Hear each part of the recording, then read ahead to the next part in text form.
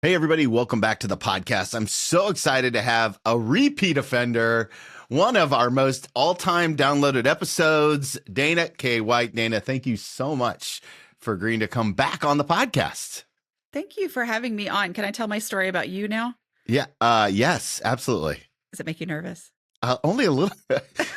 My podcast family and I have been through a lot, so I trust they know yes, but please go ahead. Yeah. Well, I was on your show, which is when we met, right? Right. It's been what? I don't know. January Time has no of meaning. 2022. Okay. So 3 years now. And my book at the time that had just come out was Organizing for the Rest of Us. And somehow we got on the conversation of this book that's coming out now, right? Like 3 years later, that I had already been working on for 2 years before that, right? And we got on this conversation, and this is a stretch for me, right? Like, I've built my whole business career on teaching people how to declutter, and that's what that other book was about. But the Jesus subject came into it because, it's you, right? Yeah. And you were so encouraging to me. And I was so nervous about this subject matter because, it's putting myself out there. It's also like talking about something that there are people who really don't agree with it, right?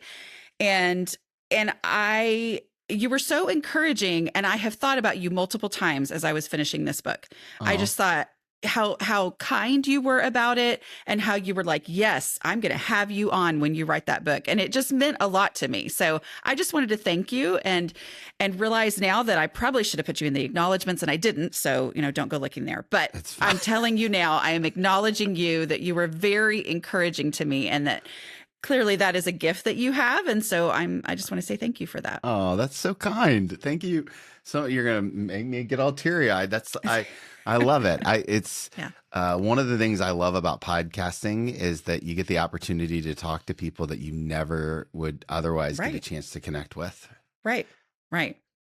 And, Exactly. And so this book, Jesus Doesn't Care About Your Messy House, is 5 years in the making. Yeah. And this has been, as you said, it was kind of a tumultuous journey for you. I would love to hear how it felt when you finally turned it in. It was a relief for sure, but it was also holding my breath on, like, okay, is anybody going to care about this subject? Is, so the publishing world, is how it is. And, I had a different editor than the one who had agreed to this book. So, like, you have an acquiring editor and all that. Have you written books? I'm sorry, I should know this. Yes, I've written one, and then I have another one coming out in September. Yay. Awesome. Yeah. So you know how the process works. And I don't know if you've experienced yet too, but people go through and they leave, and then you get somebody new who doesn't have any actual skin in the game on this book, And so I was nervous, like, about, okay, what's the reaction going to be to this? My parents had read it, so they liked it, but they basically think everything I do is great, right?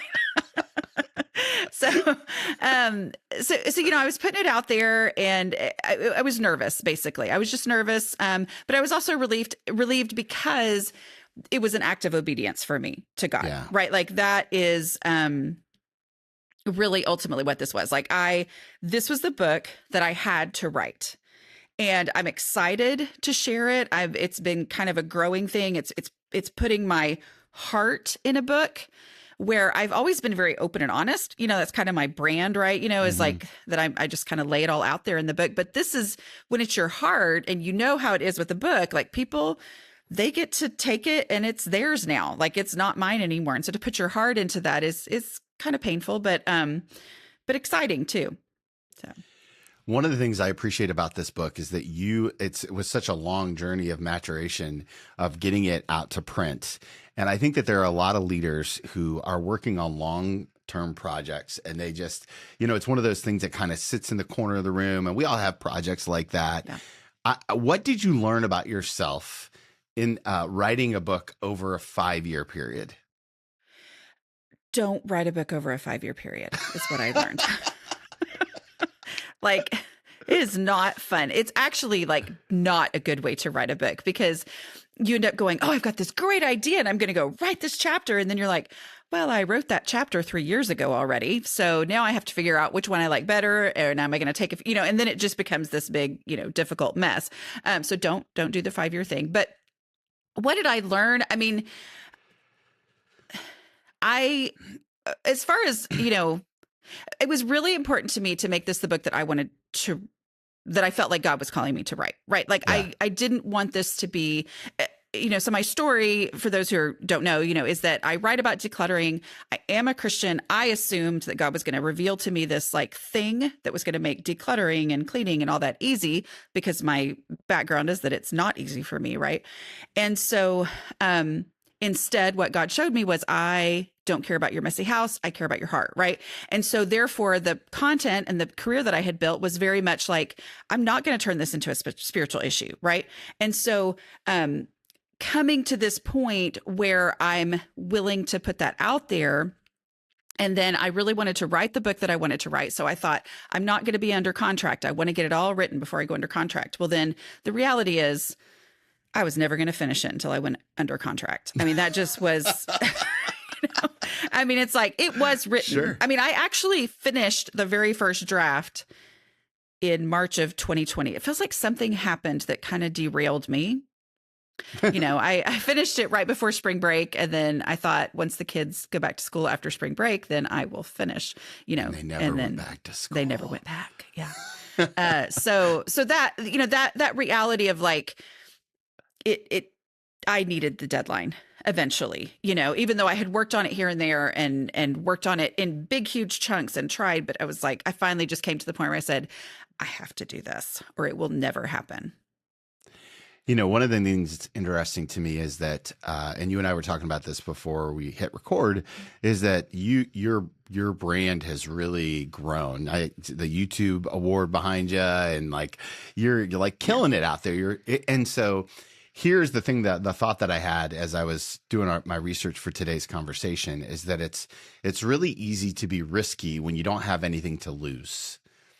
And it's taken you a long time to get to a place where now you have something to lose in terms of an audience and a platform and just be honest, a profession, right? And yet, what has obedience been like with so much on the line?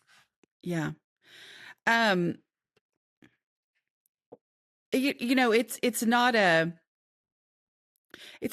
moving in a straight line necessarily. I mean, it's like I have moments of, it doesn't matter. And then I have moments of, oh my goodness, what if I lose everything? Because I mean, basically having built an audience that was not based on my faith, I know, because I've always been open about my faith, I know that you mentioned the word Jesus, and there are people who don't like that. Right. I feel like you can talk about God all you want, but if you bring in Jesus, like that's the dividing line right there. And so I have experienced it that, something came up about my faith and my podcast, and all of a sudden I've got negative reviews saying, well, I liked her until she started shoving religion down my throat, and you're like, wait, what? Anyway.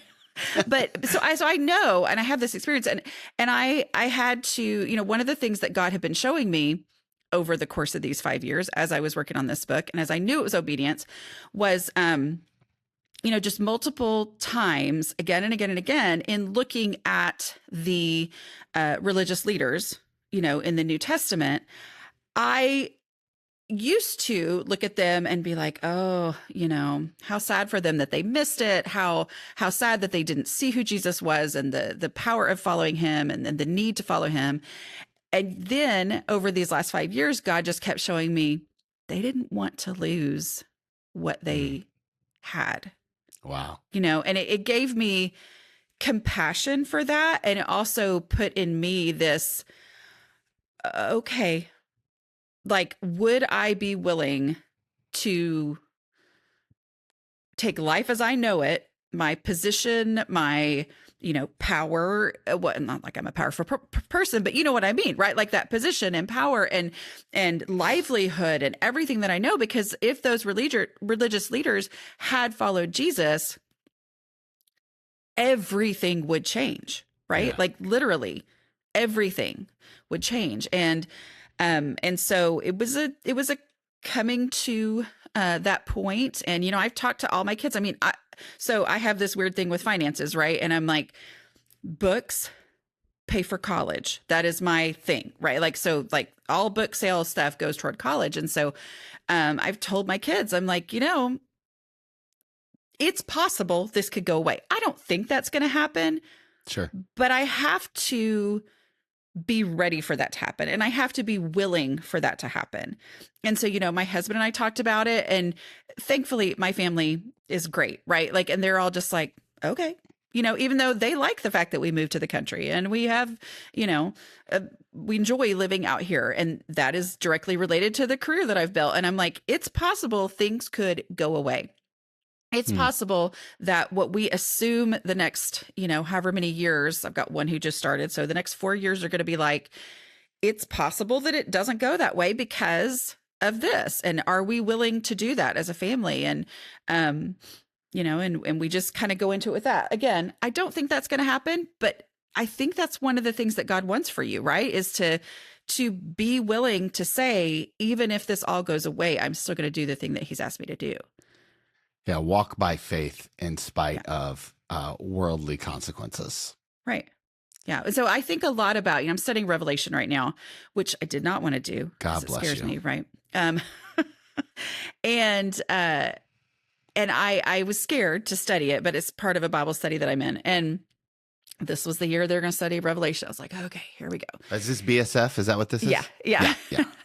So BSF, do you do BSF? If you don't know BSF, I don't. I mean, it's a Bible study fellowship. It's very, it's labor intensive. Mm-hmm. Like, and if you don't do your homework, it's just, there's a high accountability. There's like, depending on the group, every group is kind of done differently, right? It's less hardcore than it maybe used to be, as far as like, it used to be like, if you don't have a written answer, don't you answer in class, and it's not quite that harsh anymore, but I still love it because it keeps me on track and all that. I mean, listen, it's done so much to put root people in the word. And I love the community aspect of, there are a lot of people from our church who do it. And I'm a big fan of BSF. Like, I love it. So I'm committed because that is the thing that has like transformed my spiritual life, right? And my life in general. But in Revelation, I was scared to do it, but instead God has just been like, look what matters. Like, look what matters. Like, I've already won the war, like understanding who I am and what I've done for you means that you do not treasure your life. You treasure what is in heaven, and, you treasure what God has done, and you're willing to lay down your life.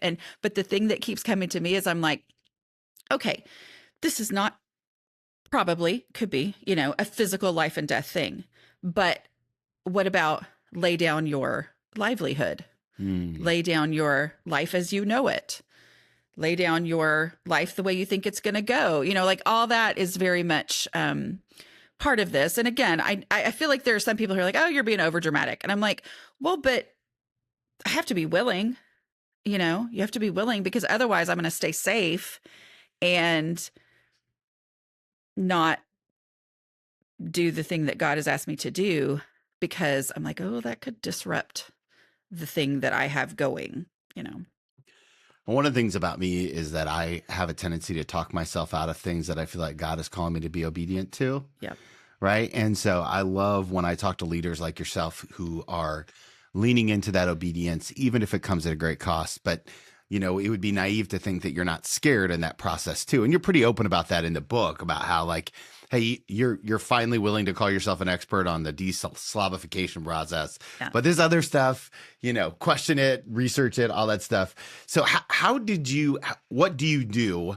What's the process that you do when you want to not be obedient to God? How do you talk yourself out of disobedience? Procrastinate. I mean, I've always got great reasons why I'll do that later. I'll get to that eventually. So the next book is about procrastination, just so you know. Have you already started it? No, but it's due really soon. So see, it won't be a 5-year project. At least you're not going to write it in 5 years. I know. I'm like, I'll get to it.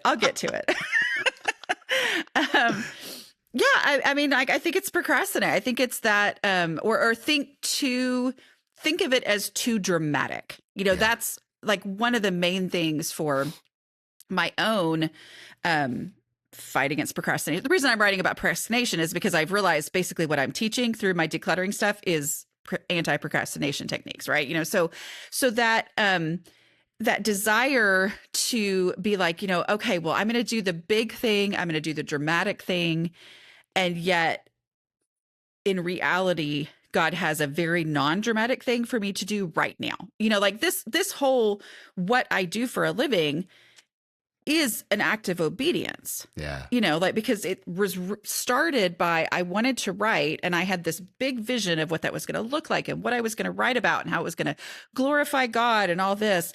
And in reality, God was making me so desperate to write that I would write about my deep, dark secret that keeping my house under control was a complete, thing that bewildered me. So getting to that point of putting it off and then being like, okay, here's this little thing I need you to do right now, and saying, okay, I'll do that thing right now, is the thing that led me, to where I am now, doing this thing, which is being very clear, I hope, in what it is that God is looking for from each of us. One of the interesting things, and you would never say this, but I work with a Christian audience all the time, so I will say it. Okay. Christians sometimes aren't nice. As a matter of fact, I find that the Christian audience can be the meanest audience that there is, the most critical. Yep. And so as this book has kind of getting out into the wilderness, and as more people pick it up, and as it looks, like, how are you dealing with the Christian criticism? Yeah. It's funny you say that. I haven't gotten pushback of Praise God. No, I was gonna say I haven't gotten pushback from non-Christians. Oh, That's what I was gonna say. Dang it! I was so optimistic that maybe we've turned the corner. Comma. And I haven't gotten bad, right? Sure, but I have I had reactions to the title.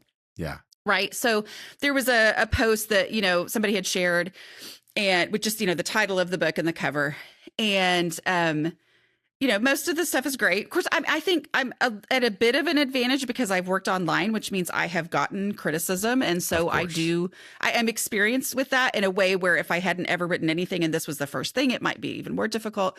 But the reaction was, but he's a God of order. Tidy up, folks, and I was like, okay. Way to be typical, but okay. I'm sorry. That was me being tacky. Sorry. But that's a reaction that you get.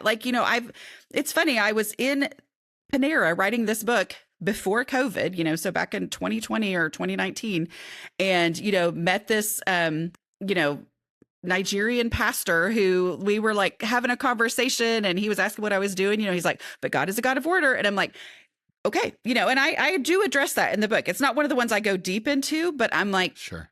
It has to be said, because here's the problem and this is a big part of the reason that this book is so important to me, is that a lot of times when I do believe that the intent behind saying, but God is a God of order, is the intent is to be helpful, right? Mm-hmm.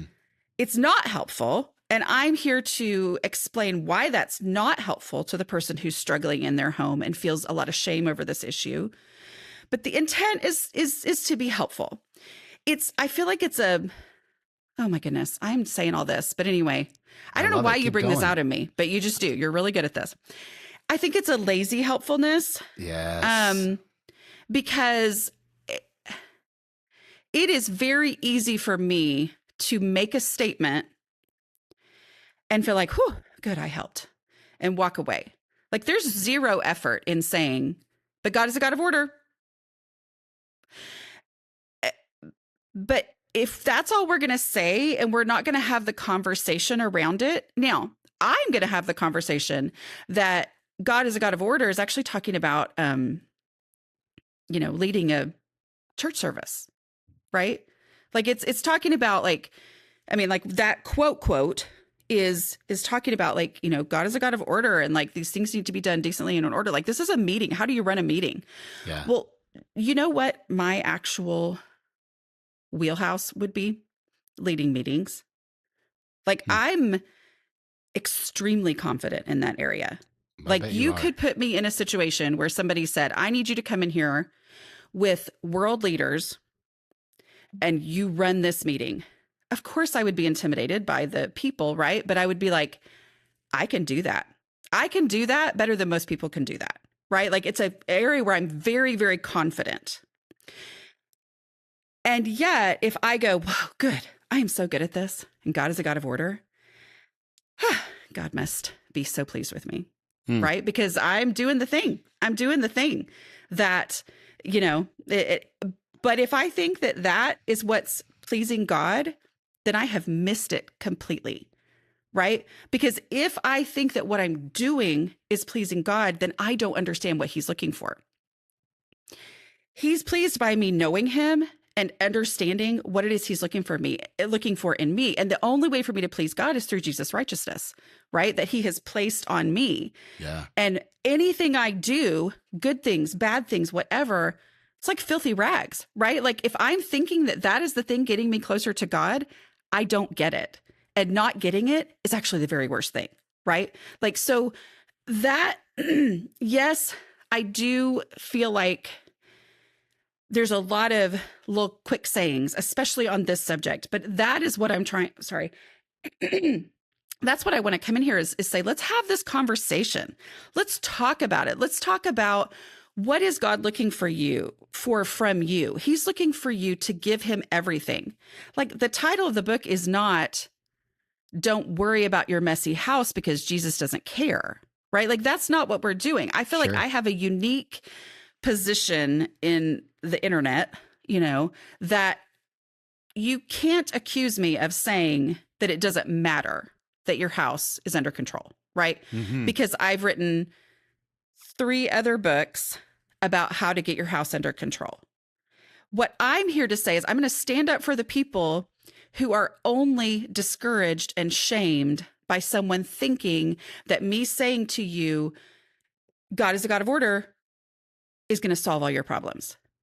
Right? Because those are the stories that I hear from women is they're like, people have tried to help them by saying, you know, you're a reflection of Jesus. And when your house looks like this, you know, then you're, you know, reflecting him poorly to the world. Or, you know, I mean, I had a woman come to me and say, I've been like, okay, God, what fruit of the spirit am I missing that my house is, I just can't seem to do it. And I'm like, so let's have the conversation. What is it that God's looking for?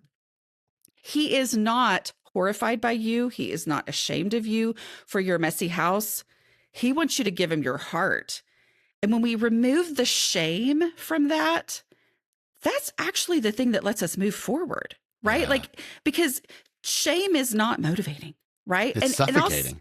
it is.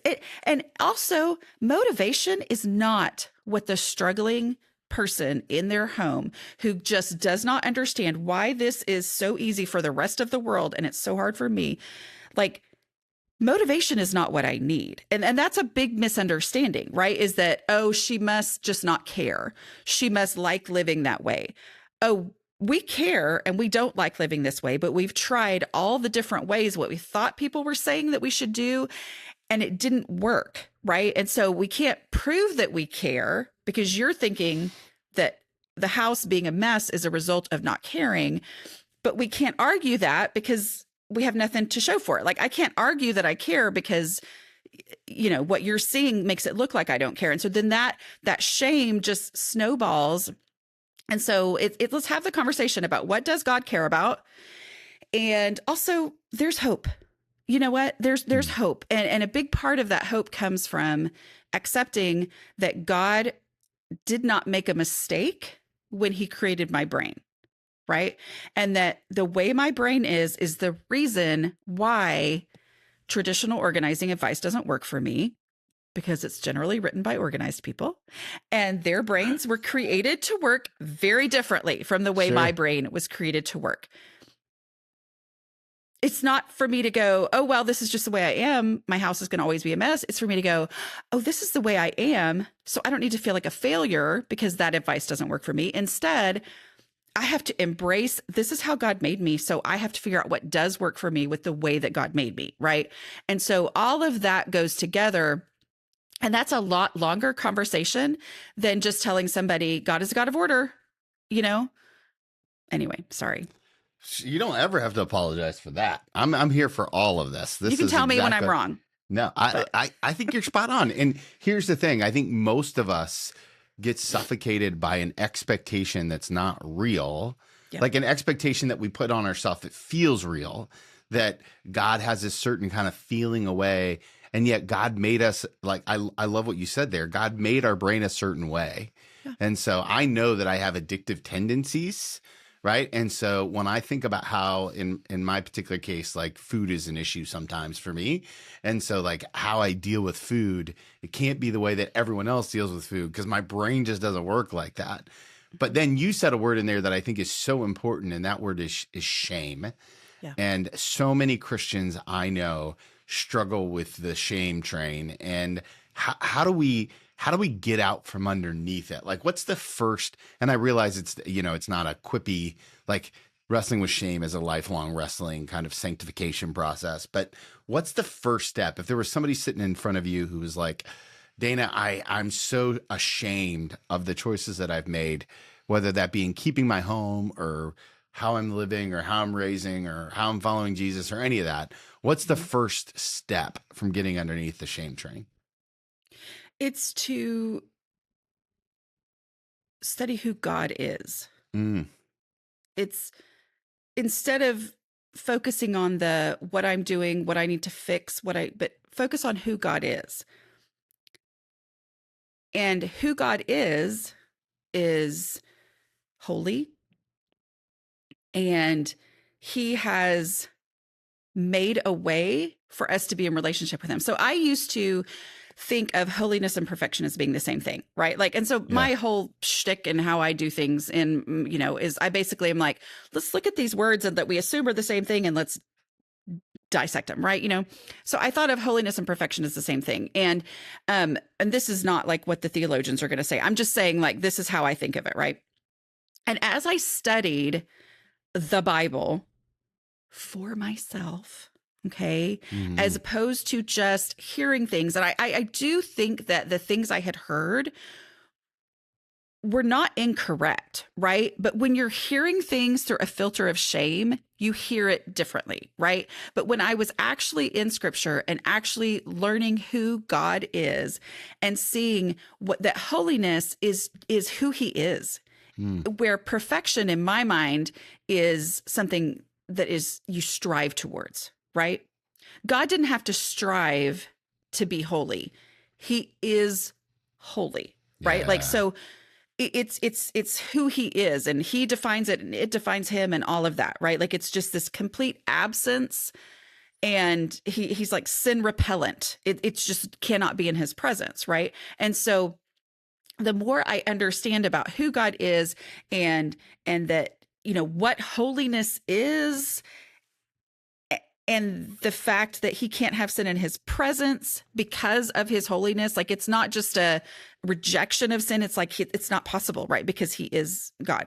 And it's hard to wrap our brains around, right? So, I mean, there's no way to, especially me, to like explain all this, but that's how I have to look at it. And so like the first step is to study who God is, to get into the Bible and pay attention to who God is. And it's hard, right? Like there's some things in the Bible that you're like, whoa, like what? Especially if you start at the beginning, right? And you go all the way through Genesis and all that. You're like, what in the world? The Bible. I mean, that's why something like BSF is so good. Yeah, exactly. Because it got me into the Bible, and it helped me, even though I had been a missionary before, so it wasn't like I didn't know Jesus. It wasn't like I didn't know the Bible, but being it every single day, and then that understanding of who God is, and that the only way I do understand anything in scripture is because of God showing it to me, through the Holy Spirit. That's and even the understanding, like there's, and just this whole, like, knowing who God is the thing that then puts everything into perspective, right? And understanding that there is nothing I can do to get me closer to God. That's why the phrase cleanliness is next to godliness is so dangerous, right? Yeah. Because no, it's not in the Bible, and yet a lot of people think the concept is true, right? And so that understanding of nothing gets us closer to God. It is Him who brings us to Him, And so just understanding that, I think, is the step one, but it's also a big step. you know? It's a multifaceted, like, Yeah. it's, the Wesleyan term that we use a lot is sanctification. It's the process of becoming more like Christ. Like, it's that whole leaning into the disciplines of, like, and even with the disciplines, and there's grace, and it's just that balance of all of it. Right. And and you said, like, what is it discipleship? Like, that's what a lot of this comes down to, is the discipleship of, instead of, say, here's a phrase that's going to change your life. Let's live life together and see, what does that phrase mean? Like, how does this play out? If we know that God is a God of order, yes, even beyond just the fact that what He was actually talking about, what that phrase actually was talking about, but, like, let's go into what this means, but let's also understand who He is and what He is looking for from me. And all of that is really, it's discipleship. It's that, let's have the conversation, and because it's very hard. And I have a lot of grace for the people who don't understand people like me. Like, I get it, right? Like, I get that it's maddening to be like, hello, just do this thing, that doesn't help at all. I train coaches now, and I'm always like, that's my number one thing, is I'm like, don't use the word just. Do not use the word just, like, because it's not a just do this for the people who are truly struggling. I wonder, I was thinking as I was listening, I was thinking about the idea of the spouse who wants to be supportive of the other spouse who's wrestling with shame around this issue. Shame that, like, because a lot of the guys that I disciple are trying to be the best husbands they can be, and they want to be supportive, but they're also not sure what to do when their spouse is feeling shameful about something, or, how to articulate their feelings of shame to their spouse. And I'm not suggesting that you're a shame expert by any means, but when you think about the relationships that are surrounding the person that might feel suffocated by the judgment or the expectations of the world, not of God, but of the world, what can we do to walk alongside those people? Yeah, it's a really good question. So I don't know if I'm going to have a really good answer or not. Let me think. Well, I think you probably tapped on it a little bit by not using the word just. Like, don't simplify the issue. Yeah. I think the first thing is to acknowledge that it is legitimately an issue. Yeah. Right. So in the same way that me watching somebody poorly run a meeting makes my actual, like, intestines hurt. Do you know what I mean? Like, me seeing, and now I'm going to put myself out there because I do have things on the internet and I'm sure I've made a mistake, but, like, me seeing a grammar error is physically painful for me. Do you know what I mean? And so, like, it does make me go, how do they not see that? Like, what? Like, right. What? How does somebody, like, the YOU''RE, like, how do you not just know? Like, so everybody has stuff like that where you're like, how do other people not see this? Right. Of course. But you also have the thing that you don't see. Right. So that acknowledging this is a legitimate issue for a lot of people, and that it is not because they don't care. Even just going at it from understanding that this is a legitimate challenge and that it is not a lack of caring. And when you acknowledge that it's a legitimate challenge, then it's easier for you to not take it personally, right? And that's like with my husband. My husband's always been wonderfully supportive. And so I don't want to ever act like, I feel like I'm able to do this because he's always been so supportive. Sure. But he did, several years into me working on my house and writing about it on my blog, which was anonymous in the beginning because I didn't intend for it to be the thing I was going to write about forever. But he said, please don't take this the wrong way, but it's like there's something actually wrong with you. And I took that as such a huge compliment because I was like, that that meant he understood that this was a legitimate challenge. Now, I don't recommend that you go in to your spouse and say, guess what? I heard this podcast and I've realized there's something actually wrong with you. That's not what I'm saying. That'd be terrible. Please don't do that. But understand that it's a legitimate challenge. And he said, I've realized you don't leave all the cabinet doors open, like literally every single cabinet door open, out of not caring. Yeah. You do that because you don't realize that you've done it. Right. And so it made me feel so understood, and that power of feeling understood, acknowledging that it's a legitimate challenge, acknowledging that it's not a lack of caring and it's not about you. You know what I mean? I'm not saying that things can't be about you and that there may not be, but like him not taking it personally, which he had always tried to not be a jerk about it, right? But sometimes it felt personal, like, and to realize it wasn't personal was really powerful for us in our relationship. And so I think that, I only talk about the cleaning and the organizing and all that kind of stuff, but that would be the number one thing, is just to realize that it's a legitimate challenge. One of the things I hear from people all the time in most of the emails that I get from people is I was finally able to move forward because when you shared, then I realized I wasn't the only one. I wasn't alone. I finally felt like I wasn't broken, and that was the thing that allowed me to move forward. And so just that being understood is really powerful. How long before you get into the relationship spaces, writing wise?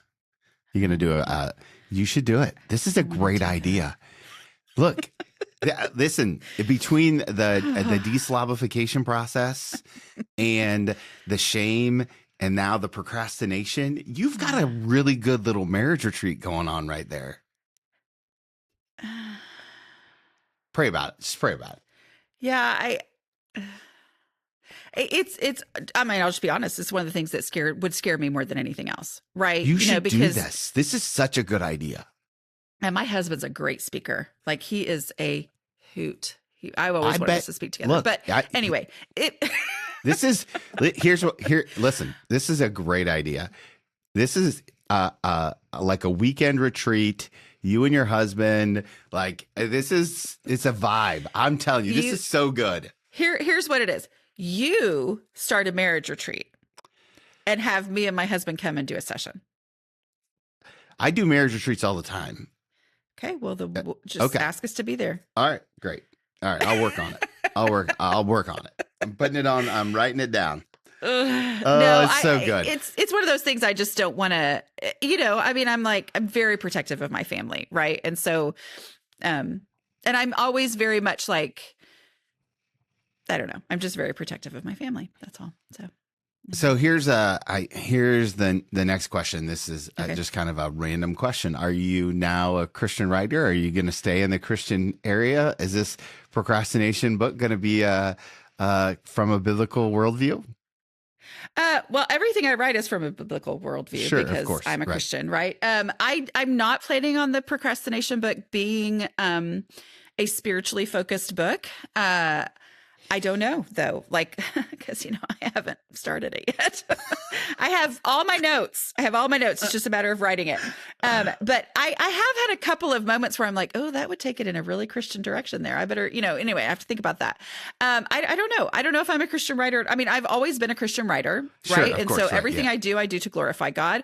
And there was very much a purpose in there not being spiritual content in my first 3 books. It was not because I didn't want to go into that. It's because I wanted to be, because I knew that adding in spiritual content on this homemaking stuff is the thing that was so defeating for a lot of people like me. Okay, so it's already a struggle, and now you've made me feel like it's a spiritual failure too. So I was like, it was really important to me to keep those things separate. But here we are. So I am very much open. I'm also kind of at this, like I said, the goal is to pay for college, right? So once the kids are out of college, then I don't have to do it. Then it's like, what could I do at that point? So my hope is to move into speaking a lot more now that my kids are all gone. Sure. And so traveling is a lot less of a big deal, than it was when they were playing football and all that kind of stuff. So, yeah. And so that is, I don't know. I really don't know. I'm very much open to whatever comes next, but also I'm tired right now. And so I'm in that zone of, I think this is it, but it's never it. Like Yeah. literally this book, when the idea came to me, I went, oh, okay, I got to write that. Like that's generally how I act about any book that it comes to mind. I'm like, Sure. okay, I have to write that one. So we'll see. I love We'll it. see. I love it. Okay, I have one more question for you, but before Okay. I ask it, I know the podcast family is going to want to connect with you all over the interwebs. Where is the best place to learn all things Dana? You can go to my website, which is A Slob Comes Clean, because that's the the anonymous blog that I started way back when. Still has that name. So aslobcomesclean.com. You can also just Google Dana K. White. Don't put Dana White, because that is not me. That is a man. I don't know if you know who that is, but yeah, the UFC guy. that's not me. So it's kind of nice though, because I still don't like tell everybody in my real life what I do for a living necessarily. And they kind of hear something and then they Google me and they don't know to put the K in there and they just find him. And so it's kind of nice because it keeps me a little bit anonymous. Yeah. But yeah, if you put Dana K. White anywhere, books or internet or anything, you'll find me. So. Okay, here's the last question I love to ask people.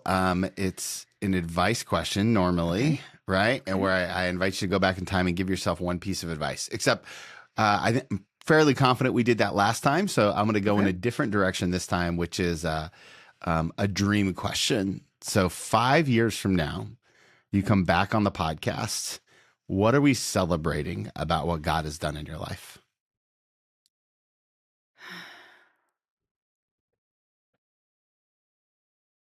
That my kids are all serving Jesus with their life, like their whole life, whatever that looks like. So, I love that.